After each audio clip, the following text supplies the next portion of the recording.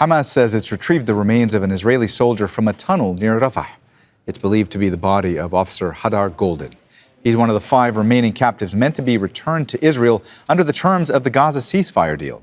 Goldin was killed in 2014 during an Israeli offensive in the Gaza Strip. Hamas says the bodies of 6 Palestinians were also recovered from the site. All right, let's cross now live to Tareq Azzoum, who's joining us from Deir el-Balah. Tareq, what more can you tell us about the latest Israeli body that's been retrieved?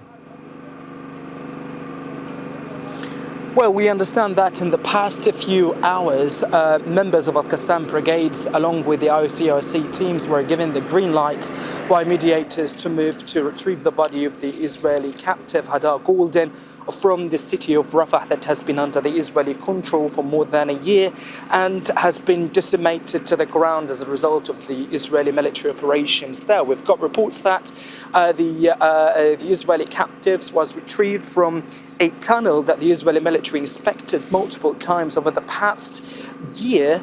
And it's worth reminding ourselves that who is Hadar Goldin. Hadar Goldin was a lieutenant in the Givati Brigade of the Israeli military. He was captured by Hamas fighters in a military ambush back to the 1st of August 2014, while the Israeli military had been operating to destroy tunnels in the eastern parts of the city. And we need to also explain to our viewers that after his abduction, the Israeli military activated the Hannibal Directive, which is a controversial military protocol that is designed to prevent any kind of capturing for the Israeli soldiers at any cost, even if it risks killing them all. But what is so controversial here is that the Israeli military announced that Hadar Goldin was killed in action, though his body was never returned until this day, after almost 11 years of being abducted by Hamas fighters. This file has been very critical over the past few years,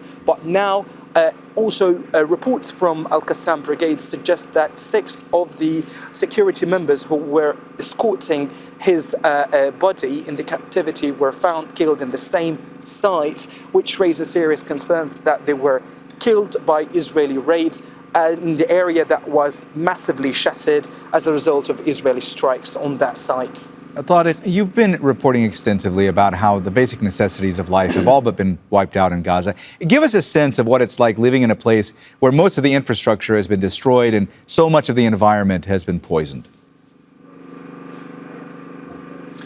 Well, the humanitarian situation in Gaza is absolutely very dramatic, and even the infrastructure in the Gaza Strip is barely recognizable. We are talking about a huge damage being inflicted upon the civilian infrastructure, from hospitals and schools to water and power networks that have been massively destroyed by the Israeli military. We are seeing that the way of living here has become much complicated, and people are struggling on a daily basis to survive as they are battling to get gallons of water, to line up in the front of local soup kitchens to get food.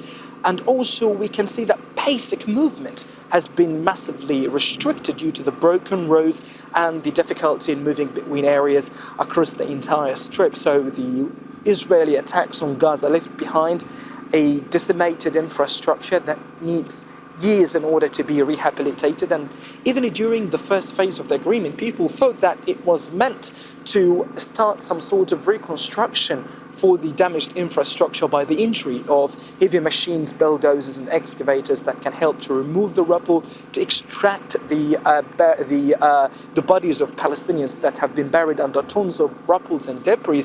But for now, people are saying that there is no serious or tangible change on the living conditions as a result of the Israeli procrastination of allowing for these humanitarian necessities to access Gaza on a daily basis. People are expecting that after the full handover of the Israeli deceased captives' bodies to the Israeli side, they might see some sort of changes that is absolutely fraught with certain doubts.